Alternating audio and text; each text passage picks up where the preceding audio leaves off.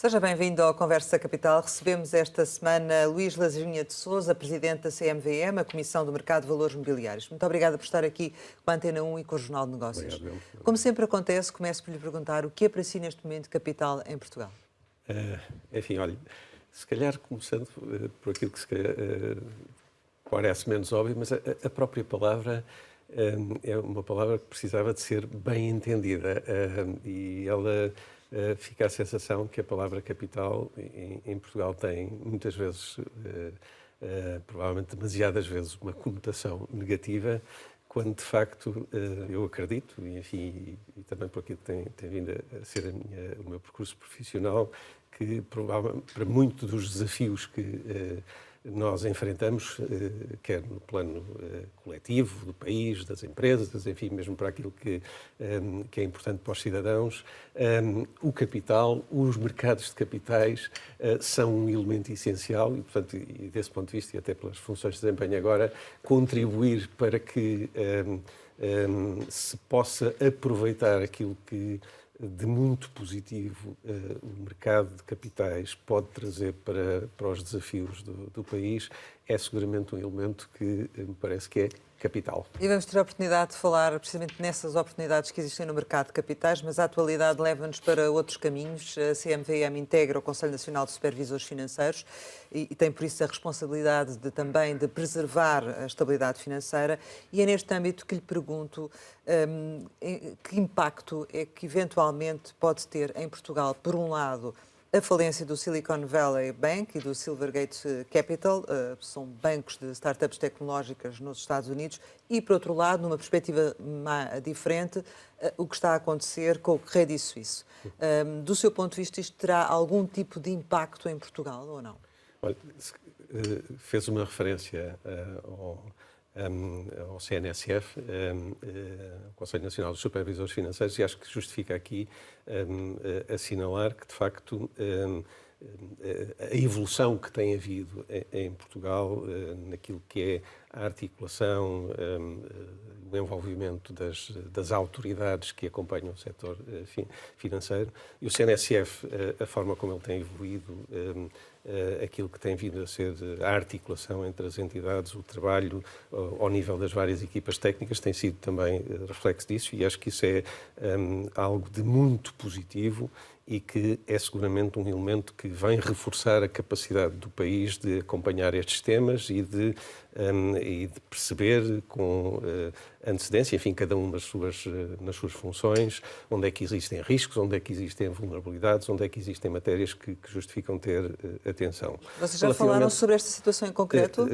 informalmente? Nós temos uma reunião agora, enfim, que são reuniões regulares, na próxima segunda-feira, é uma das reuniões regulares, e naturalmente dentro dessas reuniões regulares há sempre momentos para avaliar aquilo que são os riscos, a partir das perspectivas de cada uma das entidades, mas isso não impede que, independentemente de haver estes momentos que estão previstos e que estão calendarizados, que não existam articulação entre as várias entidades, entre as várias equipas técnicas, dentro daquilo que é o acompanhamento normal que cada um tem que fazer, e que em determinados momentos é um acompanhamento, enfim, mais atento. Foi o que aconteceu agora?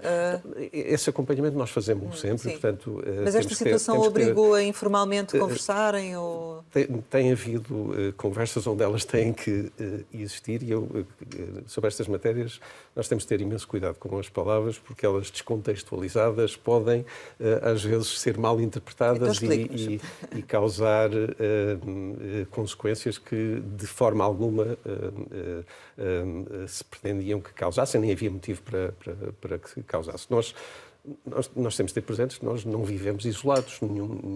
Enfim, hoje o mundo é um mundo que interage e isso leva-nos a ter que perceber, em primeiro lugar, se há impactos diretos, ou seja, se as coisas que acontecem nos tocam diretamente, e desse ponto de vista, naturalmente, nós hoje temos ferramentas, temos capacidade de perceber se essas situações têm um impacto direto nas instituições financeiras, podem estar expostas, podem, enfim, no caso de serem entidades que estão cotadas, podem ter ações dessas entidades ou podem ter instrumentos de dívida. Portanto, nós temos capacidade de perceber isso praticamente em cima do acontecimento. E aquilo que eu posso dizer é que, do ponto de vista de impactos diretos, nós não temos motivo nenhum para preocupação. Aliás, isso também, e só para não pôr o foco aqui neste caso, quando se iniciou a guerra, o conflito na Ucrânia, esse tipo de análises também foram feitas para perceber em que medida é que nós estávamos expostos de uma forma direta ao conflito, em termos de relações comerciais, em termos de empresas portuguesas que pudessem estar aí presentes ou não, e, portanto, também aí a conclusão foi a mesma, esse impacto direto não é muito grande. Mas depois não podemos, naturalmente, esquecer mas que há só em relação ao sempre... impacto direto e para percebermos, está-se a referir à situação dos bancos nos Estados Unidos ou às duas situações? As duas situações, já Muito bem. estou-me a referir às duas. Não é? E não há motivos para preocupação porque não há exposição ou porque está controlada? Eu não quero estar a entrar aqui em grandes detalhes, digamos, do ponto de vista de impacto direto, não identificamos motivos para preocupação. Mas nós temos que ter a noção de que nós não vivemos num mundo composto de ilhas, e às vezes depois há fenómenos de segunda ordem e sobretudo em matérias onde aquilo que por vezes está em causa são elementos que são intangíveis. Estamos a falar de confiança e a confiança é algo que é difícil às vezes de definir, não é algo que tenha uma dimensão física e por isso também está mais sujeito às vezes digamos, a impactos nem sempre totalmente antecipáveis e desse ponto de vista as autoridades, sejam a nível nacional, sejam a nível europeu, têm que atuar no sentido de contribuir para preservar esse bem essencial que é o bem da confiança. No vosso caso, o que é que vocês têm que fazer ou estão a fazer relativamente a esta situação? Nós não fazemos aquilo que entendemos que a cada momento se justifica, desde logo a questão da monitorização. Isso nós tivemos a ocasião de, enfim, surgiram questões e, portanto, nós partilhamos, sem ter que entrar em demasiado detalhes, mas acompanhamos os mercados, procuramos perceber onde é que estas interações existem. Temos também articulação, ou já também articulação entre as várias autoridades europeias e, portanto, isso obriga-nos, ou convoca-nos dentro daquilo que é o exercício da nossa função de acompanharmos estes temas e digamos,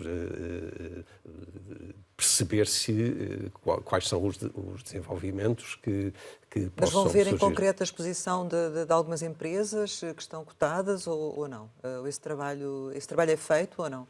Se for necessário, nós temos, digamos, temos instrumentos para ver isso. Naturalmente que estamos a falar, sobretudo,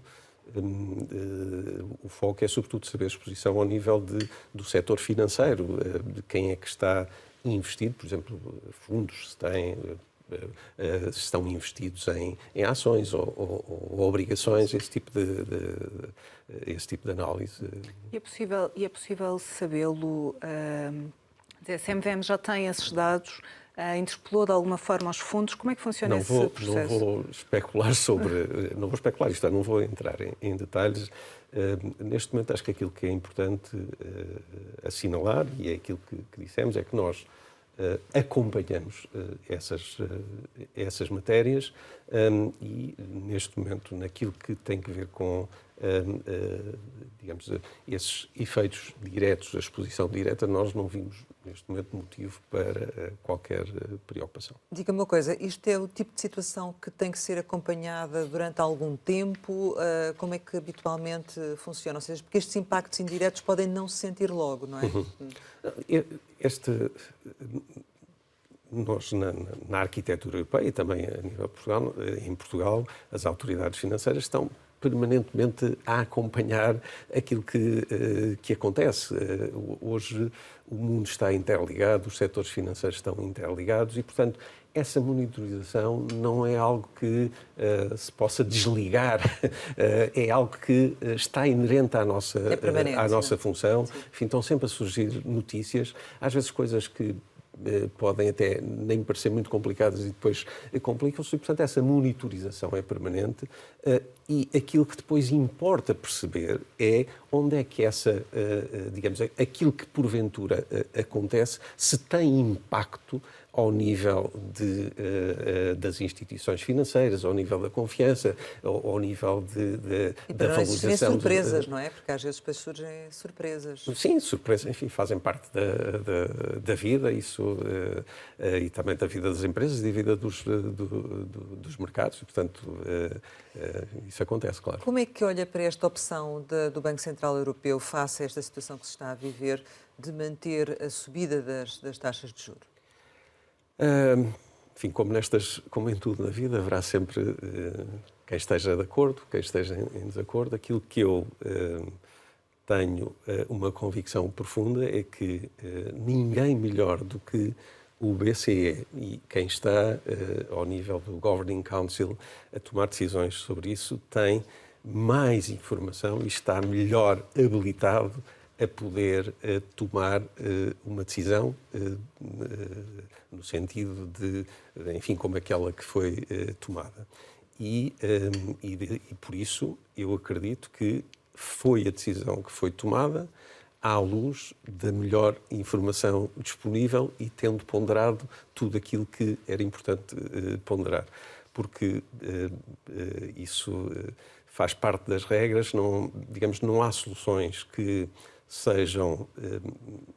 tenham só um lado positivo e, portanto, quando se tomam decisões, têm que se tomar decisões que levem em conta aquilo que achamos que é positivo, seja no plano conjuntural, seja no plano estrutural, mas também aquilo que possam ser os impactos negativos e essa avaliação tem que levar à percepção de que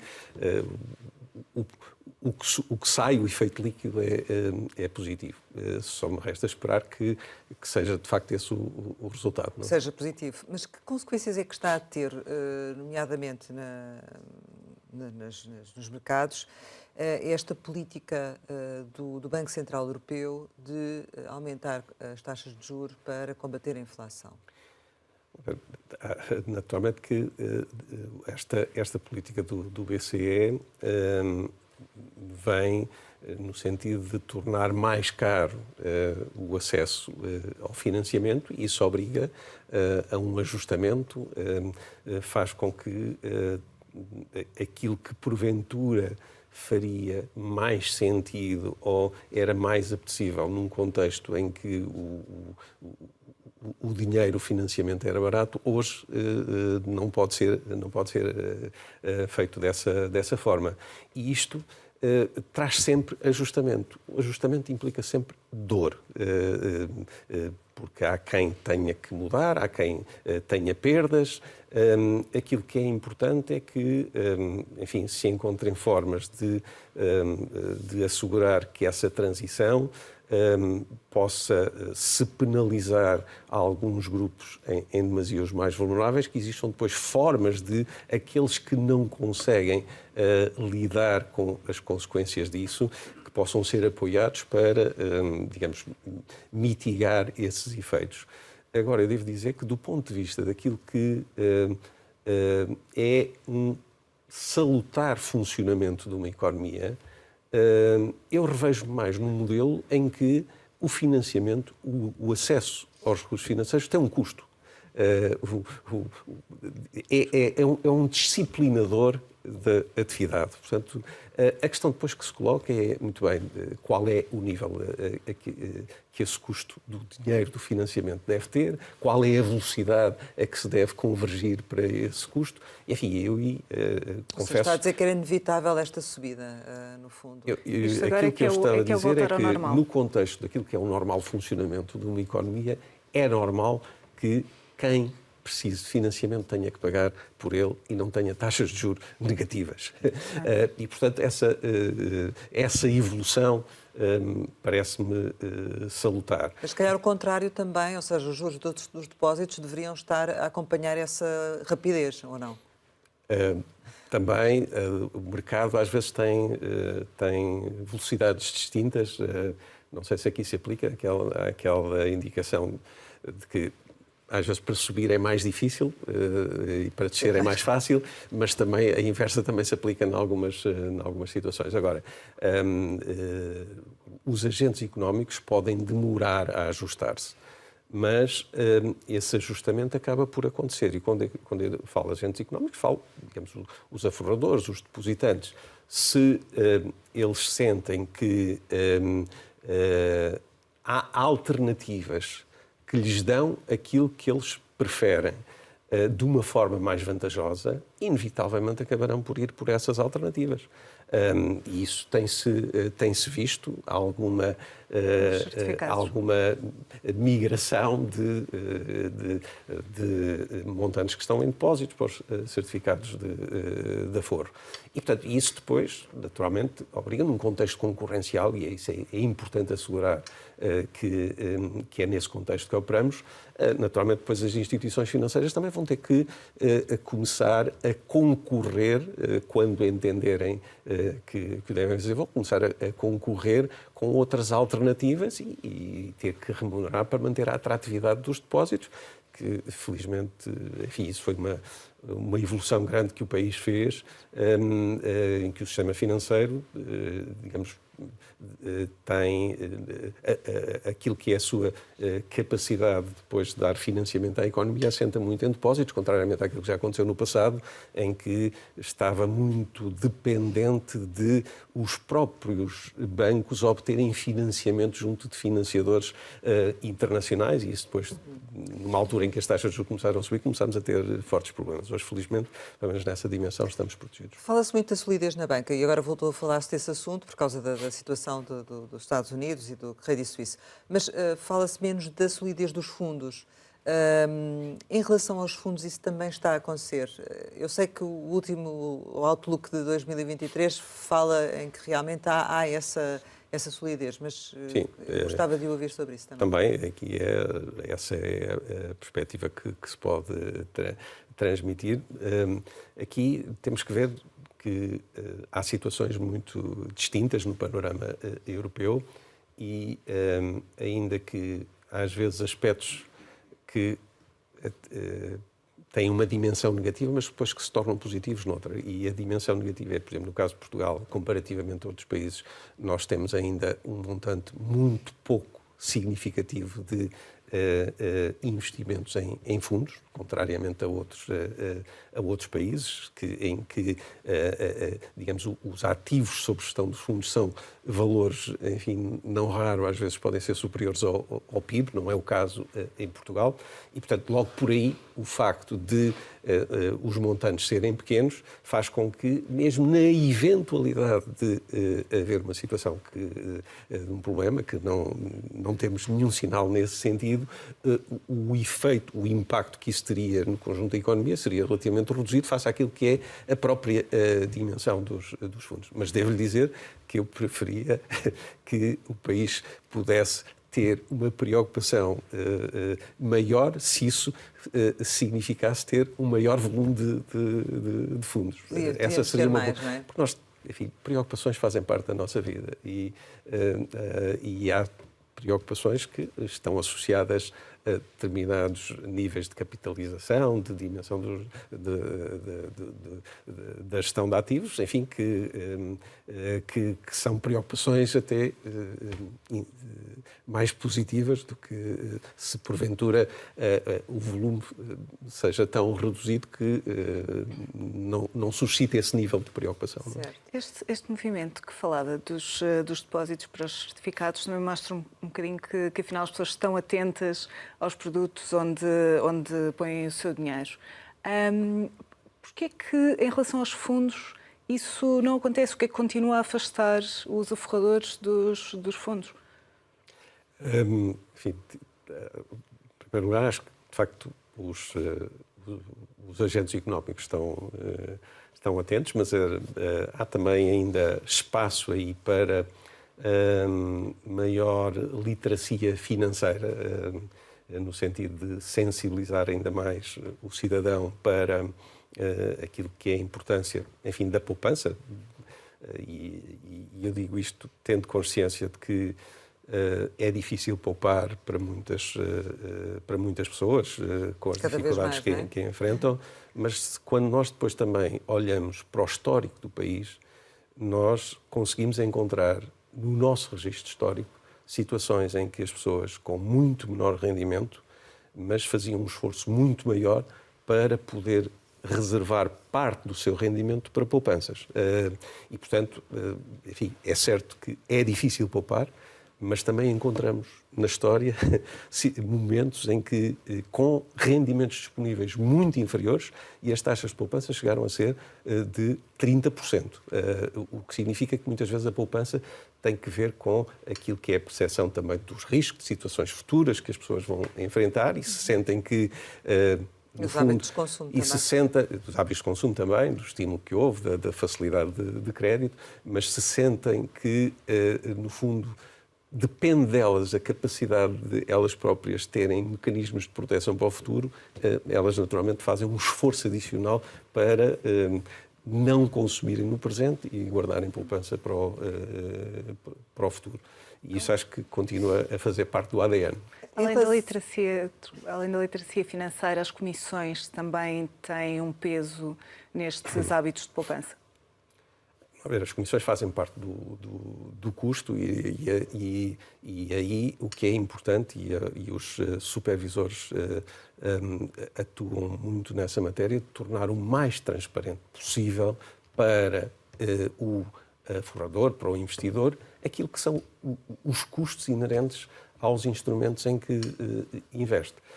E isso faz parte da literacia financeira, ou seja, a literacia no sentido de capacitar as pessoas a tomarem decisões informadas é a principal defesa, proteção do investidor. É tornar cada um capaz de analisar as opções com que está confrontado e poder tomar as decisões que em consciência acha as mais adequadas.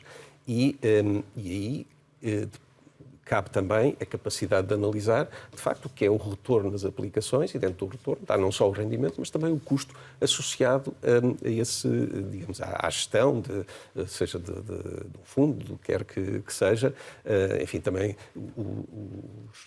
os depósitos também, as entidades também cobram comissões pelos serviços que prestam. Portanto, o que é fundamental é que os agentes tenham a informação que lhes permita depois optar pelos produtos adequados. Ainda em relação a esta questão dos fundos, é uma curiosidade, mas diga uma coisa, este novo pacote da habitação que o Governo apresentou e que visa em grande parte habitações devolutas, poderá ter algumas consequências na continuidade do interesse de alguns fundos que estão em Portugal e que sabemos estão muito ligados ao setor imobiliário? Eu admito que sim, mas não tenho elementos para me pronunciar de uma forma que, enfim, compatível com as funções científica, digamos assim. Exatamente, que desempenha. O que aconteceu ao Silvergate Bank está enquadrado, nomeadamente, na crise do setor dos criptoativos e depois de um ano de 22 marcado por desvalorizações que foram muito pronunciadas. Que lições é que, do seu ponto de vista, devemos retirar neste domínio? Enfim, se calhar diferentes ângulos de observação permitem tirar diferentes lições.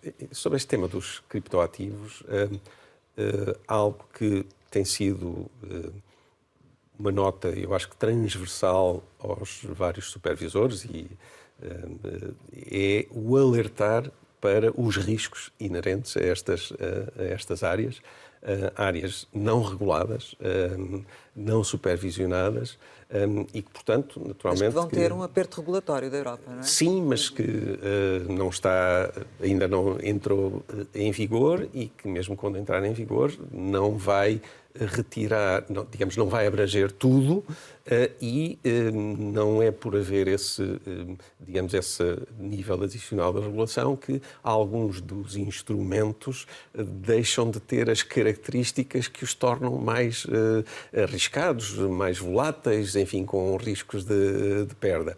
E, portanto, isso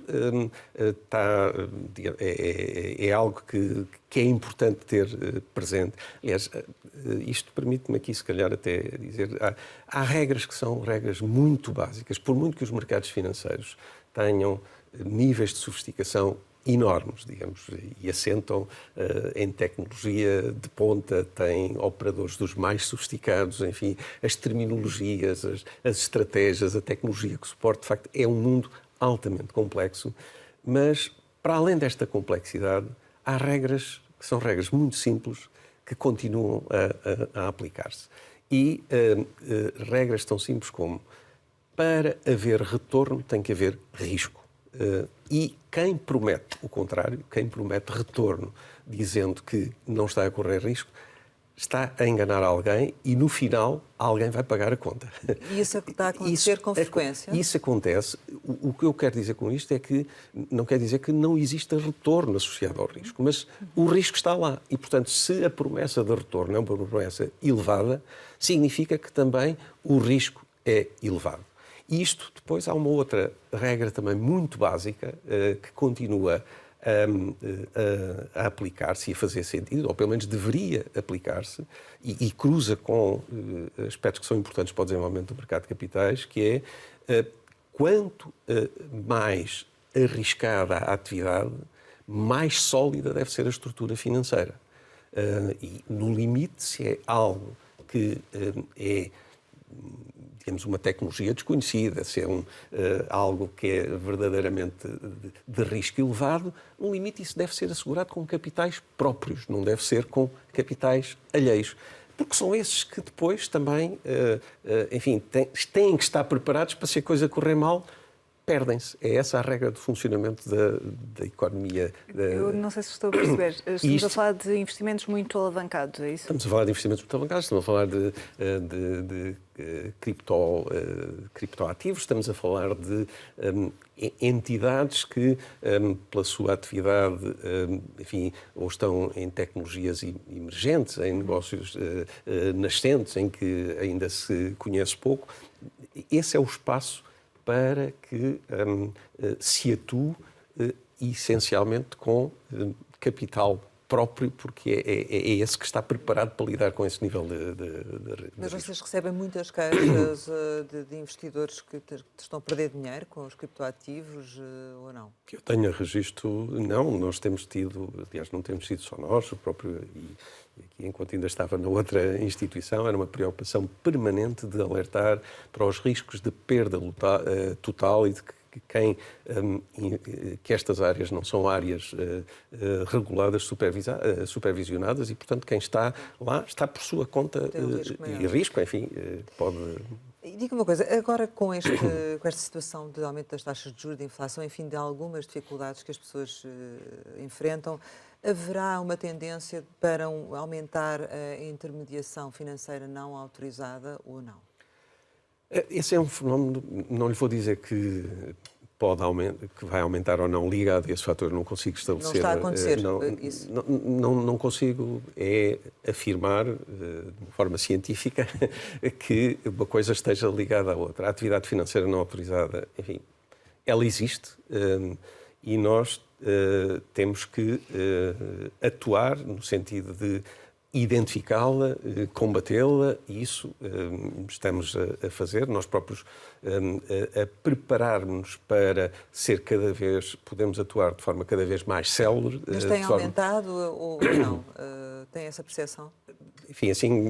Em termos gerais. Em termos gerais, não posso dizer que tenha aumentado de uma maneira que isso cause, enfim, que seja substancialmente diferente do que já vimos no Digamos que persiste. Persiste, sim, é isso. E aquela questão que vocês... Com outros intérpretes, às vezes, não é? Mas persiste. No Parlamento referiu a possibilidade de precisamente avançarem com o take-down de certos sites. Isso já tem uma data ou não? Isso é algo que estamos a preparar, enfim, é algo que requer, não temos uma data concreta, mas é algo que este ano conto que possamos fazê-lo. Temos é que ter a noção de que não há soluções milagrosas e, portanto, é mais uma ferramenta, mas é uma ferramenta que tem que ser utilizada com cuidado, porque também não podemos correr o risco, às vezes, fui fazer o takedown, falando em português, mandar um site abaixo. Não é? Exato. Temos que ter a noção muito clara de que deve ser tomada essa decisão, sob pena de estarmos a prejudicar alguém que não o devia ser.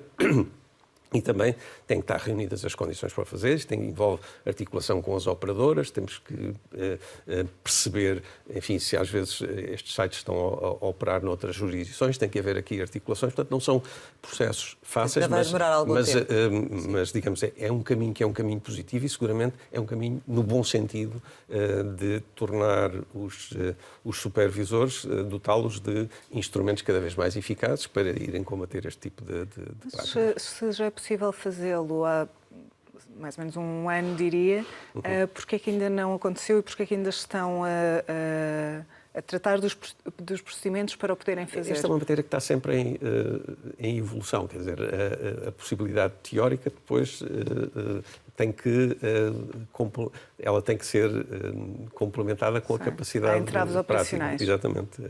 Não diria entraves, faz parte do processo de afinação desses circuitos. No caso de que estejamos a falar de sites ou de operadores em Portugal, isto teria que ser em coordenação com a PGR, por exemplo? A CMVM poderia tomar uma decisão sozinha? Eu não consigo aqui entrar nos detalhes, mas isso envolve articulação com várias entidades, nomeadamente com os operadores, porque esses sites eles estão alojados, não é? Em quem lhes fornece as plataformas, eles precisam de circuitos para poderem ser acessíveis a quem os procura nos endereços e, portanto, há aí um elevado nível de articulação que é necessário. Este cenário adverso que estamos a viver está a ter implicações também ao nível dos... As palavras são suas. Diga? Cenário adverso. Cenário adverso da inflação e das taxas de juros. Mas não vê um cenário adverso? Não se veja um cenário adverso.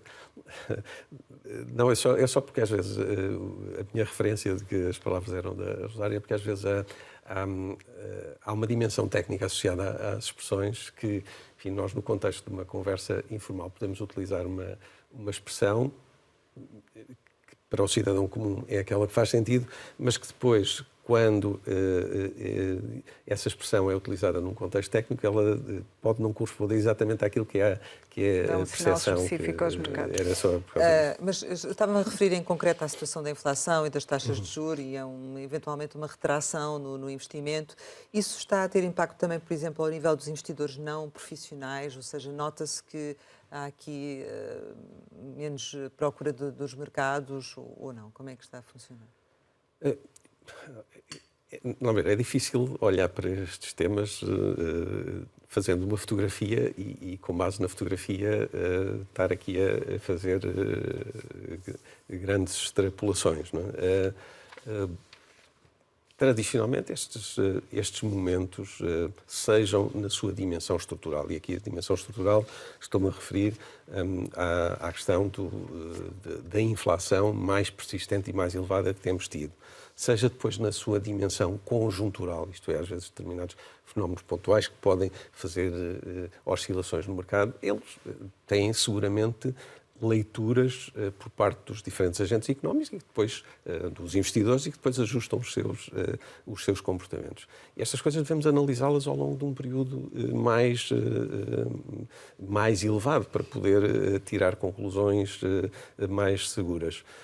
A evidência que nós temos é que os investidores continuam a estar presentes, os investidores não profissionais, aliás, até isso foi referido, outra pessoa que esteve aqui há relativamente pouco tempo, que de facto havia um aumento da atividade dos investidores não profissionais no mercado e é importante que eles estejam. Enfim, admito que em determinadas circunstâncias podem estar mais afastados, consoante também haja... Nós às vezes também depende um bocadinho da oferta, não é? É um aspecto que é um desafio para o mercado, é criarmos oferta, porque a minha convicção é de que, apesar de tudo, a procura existe. Quando ela não é satisfeita por oferta nacional, os investidores que querem investir, eles vão investir naquilo que que são os instrumentos internacionais que estão disponíveis, porque nós hoje vivemos num mercado que é um mercado que está ligado, em que um investidor em Portugal pode aceder a instrumentos financeiros noutras jurisdições e, da mesma forma, um investidor estrangeiro também pode aceder a instrumentos financeiros em Portugal. E, portanto, eu quero acreditar que, independentemente daquilo que são estes aspectos mais estruturais de inflação e aspectos mais conjunturais de volatilidade, isso não implique que que exista um afastamento dos investidores não profissionais, enfim, de uma forma que nos deva preocupar. E em relação às empresas, porque tem vindo sempre a dizer que pode ser o mercado, pode ser uma opção para enfrentar a concorrência, ganhar escala, mas será que as empresas nesta altura conseguem fazer essa opção, têm capacidade para fazer essa opção? Eu tenho consciência que a entrada no mercado, e desde logo há aqui duas dimensões. Uma coisa é a própria empresa, ela entrar no mercado, abrir o seu capital, que é, digamos, o nível máximo de entrada, vamos pôr assim de uma forma mais simples. Naturalmente depende do momento do mercado, porque os momentos são importantes também para valorizar a empresa e não sendo impossível que em momentos em que às vezes o mercado tem baixas, quando olhamos para o mercado, lá dentro há diferentes setores. E dentro desses diferentes setores há outros que até podem estar com comportamentos altamente favoráveis e de valorização e, portanto, continuam a ter oportunidades de entrar. E, portanto, desse ponto de vista, embora o conjunto para o conjunto dos setores possa ser menos atrativo, mas isso não impede que para alguns setores não possa continuar a haver exatamente um nível de atratividade muito elevado. E depois, em que setores neste momento é que vê que seja mais não atrativo? compete ao supervisor dar orientações de setor. A nossa preocupação é que o mercado funcione e que todos os agentes tenham a melhor informação disponível e que tomem as suas decisões. Eu não vou fazer...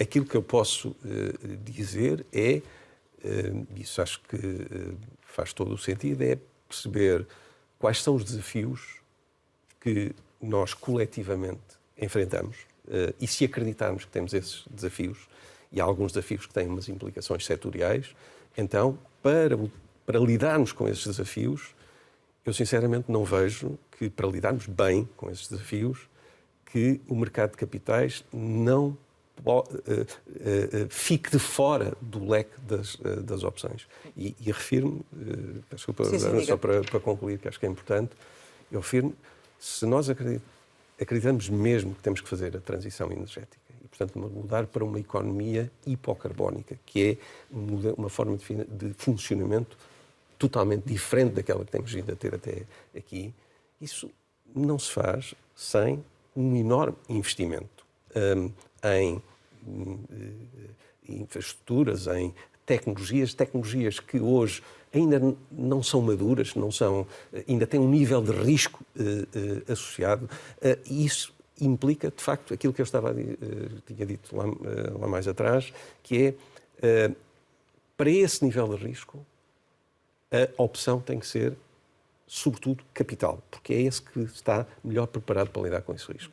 Se não é impossível que se recorra a financiamento, mas se isto for financiamento do capital alheio, mas se essa for a via, já estamos a ver quem é que vai pagar a conta no final, porque esse financiamento vem de quem trouxe os fundos para o sistema financeiro, e se no final depois os projetos falham, esses projetos arriscados que alguns vão ser necessários, digamos, para lidar com este desafio, e se não tiverem capacidade depois de satisfazer os seus compromissos, alguém vai ter que pagar a conta, não?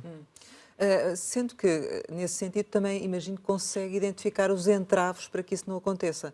Já falámos aqui dos custos, do seu ponto de vista parece-me que não são um obstáculo, ainda assim faria sentido ou não seria vantajoso, por outro lado, aumentar os incentivos? Esse é um tema que é sempre... que é um tema muito importante e toca na essência daquilo que são as decisões dos agentes económicos. Eu acredito profundamente que os portugueses, sejam os empresários, enfim, os cidadãos, nós não temos um ADN diferente, não somos menos capazes, não temos menos massa cinzenta que outros. E reagimos, e porventura até se calhar de forma muito mais rápida que outros, aos estímulos que existem, sejam eles os incentivos, sejam os desincentivos. Aquela expressão de que tudo é economia, ela não existe por acaso, porque de facto há sempre um racional económico por trás das nossas decisões.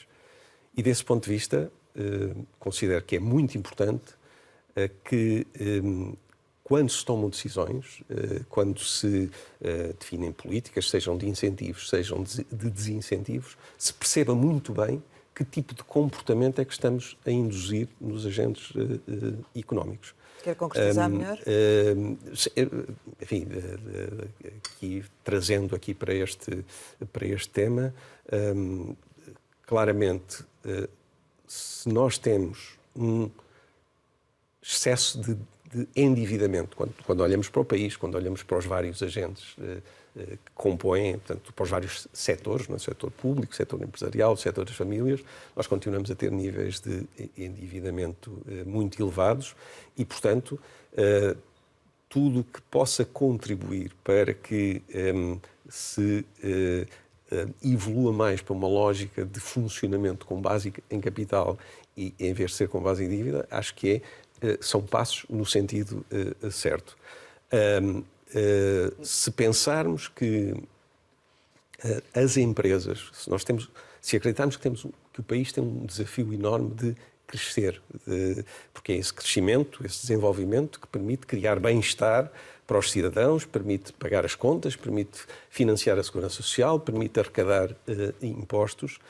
Se acreditarmos que, de facto, o motor essencial do crescimento em qualquer país são as empresas, então é fundamental encontrar também aqui forma de canalizar incentivos para que, ou pelo menos eliminar desincentivos a que as empresas possam ter vontade de investir, porque é o investimento, enfim, que pode gerar esse tipo de retorno. Quer dar um exemplo para percebermos melhor? Enfim, são vários. Acho que a fiscalidade é um ponto que é incontornável, mas não é único. E aí há escolhas políticas que têm que ser feitas. E, portanto, não me compete, digamos, fazer essas escolhas. Compete alertar... Na sua opinião, o que é que era preciso mudar, nomeadamente ao nível fiscal, para se incentivar o financiamento com capital e a redução do endividamento? Enfim, como digo, as escolhas têm que ser a nível político e quem faz essas escolhas tem que olhar para um leque muito mais alargado de equilíbrios do que quem está só na perspectiva do mercado de capitais. Agora, entendendo que nós temos, de facto, necessidade de crescer e de investir, era importante tornar o investimento em capital mais atrativo. O que é que se pode fazer, por exemplo? Quer dar algum exemplo? Ou não? De algum tipo de incentivo? Eu deixava só... Não vou dar aqui exemplos em concretos, mas eu deixava esta nota, que é uma nota transversal, e que é esta preocupação de que o capital não pode ser visto como algo que é o inimigo.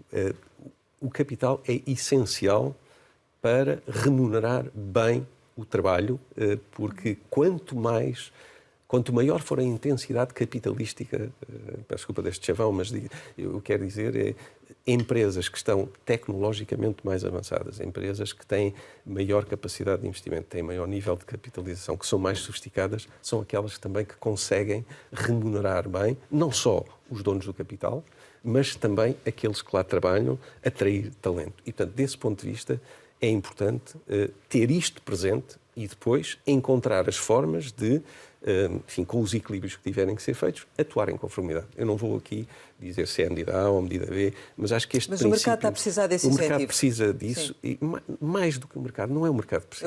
É o país. O mercado de capitais não é um fim em si mesmo, ele é um meio. E, portanto, é um meio ao serviço das empresas, ao serviço dos cidadãos, e é importante desmistificar isso e, se houver essa leitura, de facto, é encontrar aqui as formas de não penalizar o mercado, nem o acesso ao mercado. Eu acho que isso traria fortes benefícios para o país e temos que ter capacidade de explicar isso aos cidadãos, porque no final são eles que influenciam também as decisões dos políticos. Anunciou no Parlamento o funcionamento da Sandbox, que no fundo seria um simulador para as empresas que pretendem entrar em mercado. Mas eu perguntava-lhe se esta experiência não vai também, de certo modo, mostrar, e se é isso que quer atingir, as fragilidades da própria CMVM? Nós, nestas matérias, temos de estar preparados para enfim, para sermos transparentes. Esse objetivo que definimos para este ano de criar aquilo que, à falta de uma melhor designação, definimos como sandbox, assenta na convicção de que, ou na percepção de que há muitas empresas que não equacionam dar o passo no sentido de vir para o mercado por receio de lidar com aquilo que é a complexidade de estar em mercado. E é verdade isso ou não? Há complexidade ou não? Eu acho que essa complexidade existe. Não é? Certo. Em tudo na vida há sempre... é como na moeda, tem sempre os dois lados. Mas perante aquilo que muitos veem como um problema, tem uma outra vertente que é positiva. Eu não resisto aqui a dar um exemplo de uma pessoa que infelizmente já não está entre nós, mas cuja opinião, enfim, e os momentos que tive com essa pessoa foram sempre momentos muito enriquecedores. Enfim, ele estava à frente de uma grande empresa portuguesa, não vou dizer o nome, mas, e, portanto, um CEO de uma das grandes, e ele dizia-me, quando se faziam aqueles roadshows para ir falar com os investidores, com os analistas, ele dizia, eu sou confrontado com jovens acabados de sair da faculdade que me fazem perguntas, enfim, que me expõem, e aquilo, de facto, eu às vezes pergunto, mas será que eu tenho que me sujeitar a isto? Mas depois eu sinto que o estar sujeito a isto, que muitos, no seu pleno direito, entendem que não o querem fazer, e ele dizia-me, mas aquilo é fundamental, porque aquilo obriga-me, quando eu tenho que tomar decisões na empresa, quando temos de tomar decisões, eu tenho que ter a noção que eu vou ter que ter capacidade de explicar essas decisões perante estes analistas que, no fundo, são aqueles que depois aconselham os acionistas a colocarem o seu dinheiro na empresa. E, portanto, aquilo que para uns é visto como uma parte profundamente negativa no mercado, que é o escrutínio, é o ter que prestar contas, é o ter que estar sujeito a perguntas incómodas, esta pessoa, que estava exatamente nessa posição, via exatamente com o efeito contrário, via como algo que era fundamental para ele poder tomar boas decisões. E este aspecto é um aspecto que nós não levamos em conta, e eu acho que este é um aspecto que o país beneficia muito de podermos, se tivermos mais empresas que estejam dispostas a vir para o mercado e a estar sujeitas ao escrutínio do mercado, à transparência, às regras que o mercado impõe, o país beneficia com isso e, desse ponto de vista, o mercado não é um fim, mas é um meio para atingir isso. E a CMVM, aquilo que quer fazer com essa sandbox é contribuir para desmistificar o que é, pelo menos naquilo que tem a ver com a relação com o supervisor, o que é que o supervisor exige das empresas, das emitentes, de modo a que eles depois façam o seu juízo sobre se isso é complicado ou não, em vez de ser um juízo apenas com base naquilo que alguém lhes disse que era. Mas vai mostrar as vossas fragilidades também nesse se diálogo, tivermos fragilidades, porque não há organizações perfeitas, eu vejo isso como uma forma de aprendizagem de nós próprios melhorarmos. Aliás, ao longo da minha vida, enfim, todos nós gostaríamos de não ter reclamações nas atividades e nas empresas, mas é inevitável haver reclamações. E perante as reclamações podemos olhar de uma forma que é incómodo, ou o que é que eu aprendo com estas reclamações, o que é que daqui é verdadeiramente relevante, que me permite fazer evoluir e melhorar aquilo que eu faço. E, portanto, desse ponto de vista, é algo a que não temos receio nenhum em expor-nos. A CMVM tem um âmbito de competências bastante alargado. Gostava de lhe perguntar se sente que tem capacidades e meios, nomeadamente financeiros, neste momento, para fazer face a todas as obrigações de supervisão que tem. Essa é uma pergunta complicada. Vamos ver, os recursos são sempre limitados. Isso aí. Aquilo que temos vindo a sentir cada vez mais é que, com o alargar, como bem disse, do leque das áreas de supervisão. Vocês têm 3.900 entidades que supervisionam. Sim, eu referi isso, eu fiz questão de referir isso na intervenção da Assembleia da República. 3.900, se calhar já são mais algumas. Mas, enfim, era só para dar uma ordem de grandeza. Portanto, o número já de si é um número bastante relevante e que nos obriga a sermos seletivos, a fazermos supervisão com base no risco. É impossível ir a todas. E, portanto, na medida em que, quando nós não temos capacidade de aumentar os recursos, temos que ser mais seletivos naquilo que é a supervisão que fazemos e assumir riscos nas escolhas, mas, digamos, temos que atuar dentro daquilo que é a fronteira que temos. E o que é importante é também perceber que dentro destas 3.900 entidades, nós encontramos lá entidades do mais sofisticado que existe, a nível não é nacional e internacional, não é? Com atividades altamente complexas, com presenças distribuídas a nível internacional, porque hoje muitas entidades que são supervisionadas cá, elas estão integradas em grupos e, portanto, isto obriga também a termos essa capacidade de perceber estas ligações. E, de facto, temos aí um desafio enorme e, naturalmente, é um tema que necessariamente manterei presente e compete-nos a nós alertar para as restrições, alertar para as consequências que podem vir dessas restrições, de modo a que, dentro dos equilíbrios que têm que existir e tendo noção também daquilo que é o país em que estamos e dos desafios que o país enfrenta, ver onde é que aquilo que é diferente deve ser tratado de maneira diferente, sob pena de podermos às vezes estar a criar um problema maior do que aquele que queremos evitar. Recursos financeiros, meios humanos, o que é que sente falta? Quando as restrições são sempre nesses dois domínios e nós vamos gerindo de acordo com aquilo que temos, mas é de facto importante reforçar a componente humana perante não só aquilo que hoje já são as áreas de supervisão que temos, mas também com aquelas que virão e com a complexidade técnica e, naturalmente, os recursos financeiros são fundamentais porque nós estamos a falar em matérias que requerem, muitas vezes, investimentos em tecnologia. Hoje, para nós lidarmos com estas áreas, nós próprios, enquanto supervisor, temos que ter capacidade de investir em tecnologia para acompanhar isto. E mais do que este aspecto, que já não é pequeno, há aqui também uma outra dimensão que é fundamental ganhar consciência para ela, que é o setor financeiro, não querendo aqui estarmos a pôr nós num pedestal e pôr outros noutro local, mas quando nós olhamos para aquilo que tem acontecido a nível europeu, tem sido ao nível do setor financeiro, enfim, que tem havido uma maior integração, uma maior articulação. Vimos isso no caso do Sistema Europeu de Bancos Centrais, com o BCE, com a EBA, vimos isso também no caso dos mercados de capitais. Prudenciais e comportamentais. Exato.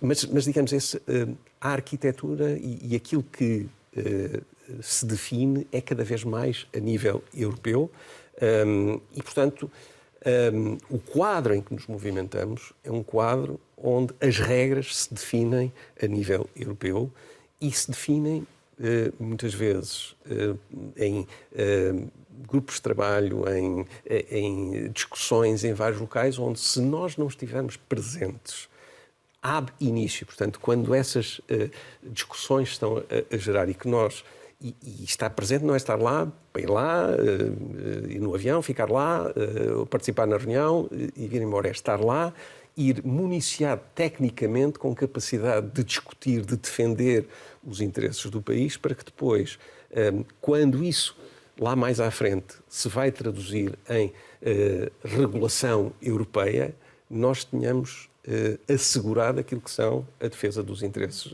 nacionais, porque esta é uma área altamente desmaterializada. Mas não temos competência técnica neste momento para nos afirmarmos em termos europeus? Nós temos competência técnica, mas ela é limitada e face àquilo que é hoje este caminho de crescente integração europeia. Nós temos a União Bancária, estamos cada vez mais a falar na União dos Mercados de Capitais. O leque de temas que isto convoca e que são cada vez mais discutidos a nível europeu tem-se vindo a alargar brutalmente. Mas portanto, o vosso orçamento tem vindo a aumentar ou nem por isso? Ou tem estado sempre igual? Não, o orçamento tem estado relativamente estável e, portanto, é um desafio.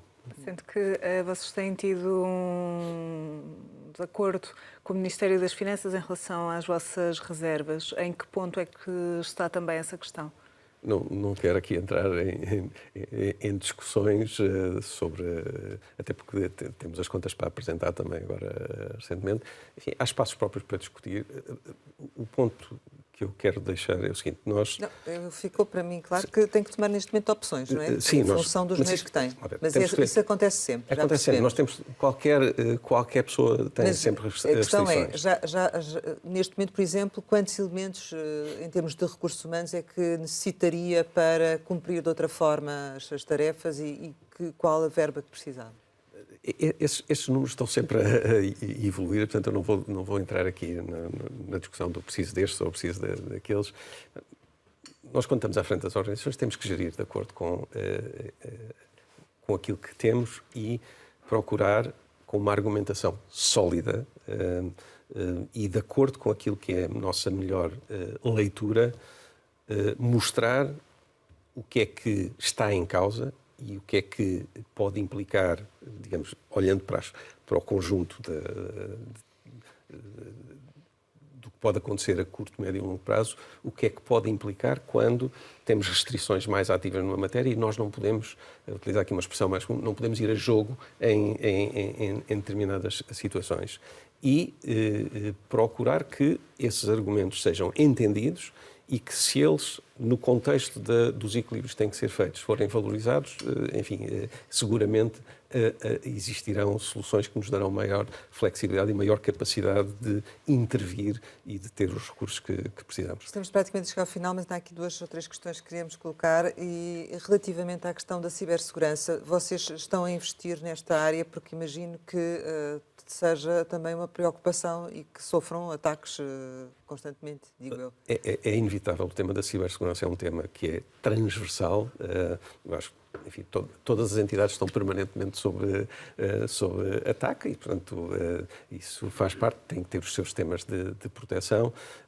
E vocês têm? E nós, naturalmente, temos. E, enfim, é algo que requer sempre um acompanhamento e há sempre novos desenvolvimentos, mas também é algo que obriga a ter um enorme cuidado na informação que nós prestamos sobre esta matéria, porque, independentemente de eu reconhecer aquilo que é o interesse público, às vezes, em conhecer estas matérias, mas nós temos de ter a noção de que divulgar informação concreta sobre isto pode ter um efeito perverso, que é o tornar ainda mais claro, porque a informação não vai apenas para aqueles que têm boas intenções, vai também para aqueles que... Só saber, enfim, para o interesse comum, se isso é realmente uma preocupação, essa é uma preocupação, essa é uma preocupação, não é? E posso lhe dizer que não é apenas da CMVM. Mas já foram alvo de algum ataque de relevo?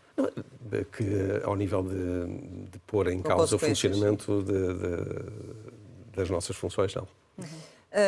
Nos últimos tempos tem-se vindo a falar e foi questionado sobre esta matéria também no Parlamento Europeu, que tem a ver com a situação da administradora Alexandra Reis, da TAP, que em fevereiro foi dito que tinha sido aberta uma ação de supervisão aos deputados, não é? E que estava em vias de ser fechada. E eu perguntava-lhe se essa ação já está concluída ou não. Aqui este tema, mais uma vez, também compreendo o interesse público desta matéria. Acho que é importante aqui perceber que, sendo uma matéria que convoca, enfim, vários ângulos de análise, o ângulo de observação da CMVM tem que ficar limitado àquilo que, de facto, é a sua área de atuação. No caso da TAP, é uma empresa que não é a própria empresa que está cotada, ela tem obrigações cotadas e, portanto, isso faz com que também aquilo que é o ângulo de atuação da CMVM nesta matéria tenha que ser alinhado com esta característica e, portanto, isso foi explicitado nos momentos em que tivemos a ocasião de dar informação pública sobre essa matéria. Mas isso significa que demora mais tempo, é isso? Não tem que ver não tem que ver com o tempo. Tem que ver também, nós, independentemente da empresa ser cotada ou de ser com obrigações cotadas, estes processos, seja um processo de supervisão, seja eventualmente um processo de supervisão, ele depois, digamos, está abrangido por regras de segredo de supervisão, e enfim, que é algo que não é só uma característica da CMVM, aplica-se também na supervisão bancária, de supervisão de outros setores, e, portanto, nós, quando não divulgamos informação ao público, e acho que é importante tornar isto claro, não é por qualquer vontade de cada um de nós dentro da CMVM, desde o nível técnico, direção, o conselho, de guardar essa informação para si. Isso emana daquilo que é a própria lei que nós temos que ser garantes, portanto, de cumprir. E, portanto, enquanto a lei for essa, nós temos que atuar de acordo com a lei, portanto, há segredo profissional, há segredo de supervisão. Um processo, depois de terminar a fase de supervisão, digamos, no âmbito da supervisão, foram transmitidas orientações à empresa, e, aliás, essa parte é pública, não é? Portanto, a própria empresa esclareceu, emitiu esclarecimentos indicando que foi a pedido da CMVM, só aqui uma nota, porque é importante, na perspectiva da CMVM, enquanto supervisor do mercado de capitais, a defesa do interesse do investidor faz-se assegurando que, a cada momento, o investidor tem a informação correta, clara, necessária para poder tomar as decisões. Ou seja, a nossa intervenção não é no sentido de avaliar se uma decisão foi boa ou foi má. Isso as instituições, as empresas têm os órgãos próprios. Aquilo que nós temos que assegurar é que os investidores, quem está investido, seja na empresa, seja em instrumentos financeiros da empresa, tem a informação que lhe permita avaliar tudo aquilo que entender relevante e tomar as suas decisões, ou de se manter investido, ou de reforçar investimento, ou deixar de investir na entidade. E, portanto, e só para não fugir à questão, um processo de supervisão depois pode ter ou não aspectos que possam levar a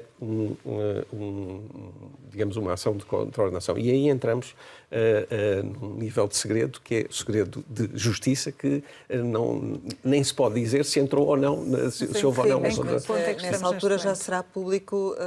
E sobre essa matéria... Só em termos gerais, eu queria que me esclarecesse, porque só acabou de dizer... Só é público no final, quando existe um processo de coordenação, no final do processo, depois de, digamos, ter sido ouvido, porque as entidades também têm direito a defender-se, e, digamos, de ser concluído, e no caso do processo de coordenação... As entidades são informadas previamente que vai avançar nesse sentido. Sim, elas têm conhecimento disso. Claro. E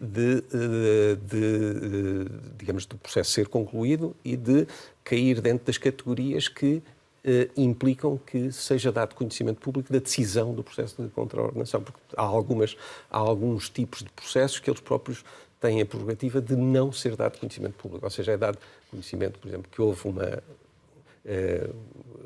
houve um processo com determinados fechos, mas por vezes, em casos tipificados, não é divulgado o nome da entidade. E, portanto, mas é possível percebermos em que ponto é que estamos neste momento? A CMVM está a ouvir já a contestação da TAP? Já faria parte daquilo que não quero entrar... E o tempo que ainda precisa para concluir, é possível sabermos? Não quero adiantar aqui mais nada para além daquilo que é público sobre a matéria. E matéria. o facto da Inspeção-Geral de Finanças não ter enviado o relatório que fez à CMVM, isto faz sentido? O nosso relacionamento é com a emitente, não é com a Inspeção-Geral de Finanças, portanto, não temos nada a comentar sobre essa matéria. Portanto, e também vão pedi-lo ou não? Não vou comentar. Agora, no Parlamento disse que, e eu gostava que nos explicasse talvez um pouco isto melhor, que a informação comunicada ao mercado é a responsabilidade dos emitentes e que, no caso da informação não financeira, a confirmação é a posteriori e o nível de proatividade tem de ser adequado à percepção do risco das situações. O que é que, no caso da TAP, isto significa? Quer explicar-nos melhor? Não posso, porque isso já é dentro daquilo que são as avaliações que têm que ser feitas. Tecnicamente, eu não quero estar a entrar em detalhes.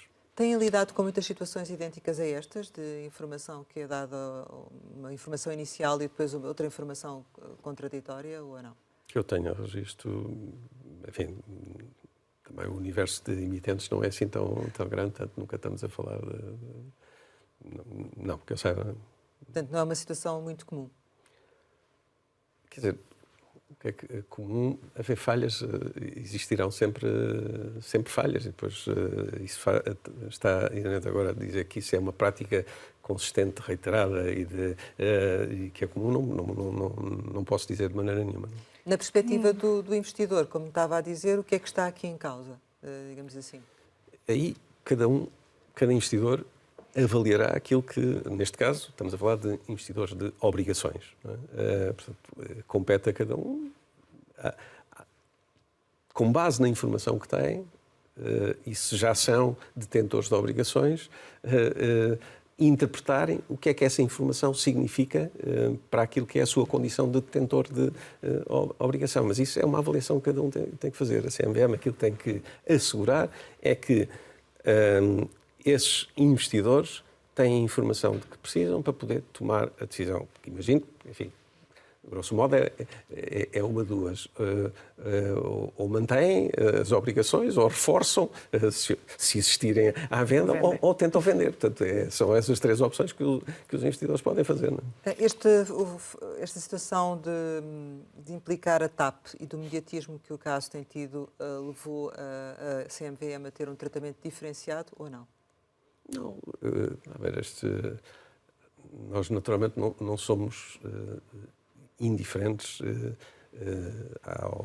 àquilo que se passa à nossa volta, mas isso não é no sentido de nos condicionar, é no sentido de perceber se há às vezes aspectos que nos possam estar a faltar. Enfim, às vezes para a praça pública vêm também elementos, e aí os jornalistas fazem o seu papel e são um elemento fundamental ao bom funcionamento de uma sociedade. E, portanto, quando, através de investigação jornalística ou de outra forma, podem vir elementos de que nós não dispomos, naturalmente, mal seria se não os tivéssemos em conta. Não é? Dizia que falhas acontecem sempre. Quem é que falhou neste caso? Essa não vou estar a comentar mais sobre essa matéria. A CMVM falhou? Aí nós nunca somos bons juízes em causa própria. Eu acredito que a CMVM, dentro daquilo que eu tenho observado, tem seguramente tudo muito bem documentado e as decisões que toma em matérias que nós não estamos às vezes a falar em coisas que são binárias e, portanto, há sempre margem para interpretação. Aquilo que eu posso assegurar em tudo aquilo que me tem sido dado a observar é de que as decisões são tomadas à luz da melhor interpretação e da melhor informação disponível e, naturalmente, são sujeitas ao escrutínio. Mas vocês fizeram essa avaliação também, internamente? Não vou detalhar mais sobre esse caso, porque qualquer coisa que eu possa dizer aqui sobre essa matéria pode dar, enfim, pode-me escapar uma palavra ou algo que possa depois ser interpretado de uma forma que eu não quero. Só para percebermos que a CMVM não ficará indiferente àquilo que tem vindo a ser dito e, portanto, fará a sua própria introspeção e avaliará se atuou corretamente ou não é? Ou seja, não vai estar eventualmente só a avaliar a atuação de outros sem avaliar a sua própria atuação, não é? Digo eu, não sei. Nós acho que é um exercício salutar em tudo aquilo que fazemos, haver sempre uma dúvida saudável sobre se estamos a fazer bem ou não. Isso não implica que depois tudo o que fazemos tenhamos de estar a fazer exercícios também enfim, há momentos para tudo. Acredito que estes temas, independentemente daquilo que é a atenção que suscitam a partir de determinados ângulos, quando olhamos para o mercado de capitais, seja o português, seja de outros, há sempre situações a acontecer e que nós às vezes, enfim, é um bocadinho como aos médicos, não é? Os médicos, para olharem para uma situação em concreto, eles têm que quase desligar-se emocionalmente de tudo o que está à volta e focarem-se no problema. E, portanto, nós também, para cumprir bem a nossa função, não podemos de forma nenhuma, sem contrariar aquilo que eu disse há pouco, que é deixar de estar atentos à informação que seja relevante, mas sem que isso nos condicione, nos influencie do ponto de vista de fazer aquilo que são as obrigações que temos para de proteção dos investidores, enfim, de desenvolvimento do mercado, de assegurar que ele funciona, que tem regras que todos sabem quais são e que aquelas que existem são aplicadas. É aí que nos focamos. Chegamos ao final e, como habitualmente, lançamos algumas palavras para uma resposta rápida. A primeira é Banco de Portugal. Uma instituição de excelência a que o país deve muito, por muito que às vezes seja objeto de enormes críticas na praça pública. Eu tenho tido o privilégio de ter visto isto de dentro, visto o banco a funcionar por dentro. Só posso ter uma palavra de enorme consideração e de que gostaria que essa capacidade, essa reserva da nação, que é o Banco de Portugal, fosse preservada, porque ela é essencial para o país. Para uma resposta rápida. Euronext Lisbon. Uma experiência riquíssima de 11 anos, dos quais quase 6 como CEO, num momento que foi dos momentos mais complicados do mercado de capitais em Portugal, mas como tudo na vida, são nesses momentos que às vezes têm experiências únicas. Mário Centeno? Mário Centeno, uma pessoa excepcional do ponto de vista técnico, do ponto de vista humano, com uma enorme capacidade de ler os problemas e de definir uma linha de abordagem com uma forte preocupação de sentido de justiça. Fernando Medina? A ocupar uma posição que deve ser sempre das posições mais difíceis no país. TAP? Continua a ser a transportadora que eu privilegio, porque sou português e sempre que os locais para onde tenho que ir é servido pela TAP, desde que em condições de igualdade ou de pouca diferença, eu prefiro a TAP. Serviço Nacional de Saúde? Serviço Nacional de Saúde, um bem importante para o país que é importante olhar para ele e seguramente tem muita margem para melhorar a sua eficiência e essa melhoria de eficiência seguramente também implica decisões dolorosas, mas que têm que ser explicadas e, havendo capacidade de explicar as opções, é preferível do que manter as situações sem as atacar. Uma resposta rápida. Taxa de carbono. Taxa de carbono, o elemento essencial para lidarmos com o problema das alterações climáticas naquilo que tem a ver com as emissões de efeito de estufa e altamente potencialmente altamente benéfica para Portugal. Corrupção. Dos maior fonte de destruição de valor económico, com a agravante de ser muitas vezes invisível, e as coisas invisíveis são aquelas que nos devem suscitar mais preocupação. Família. O Porto Seguro. Sonho. Sonho que este país consiga proporcionar aos jovens de hoje aquilo que me proporcionou a mim, vindo eu de onde vim e, enfim, exercendo hoje as funções que exerço. Saudade. Sempre que estou fora, é inevitável lembrar-me de, enfim, ter saudades de Portugal. Vitória de Setúbal. O meu clube do coração. Portugal. Não se explica, sente-se. Luís Lajinha de Sousa, muito obrigada por ter estado aqui com a Antena 1 e com o Jornal de Negócios. Pode rever este Conversa Capital com o Presidente da CMVM em www.rtp.pt ou ouvir em podcast. Regressamos para a semana, sempre neste dia, esta hora, e claro, contamos consigo.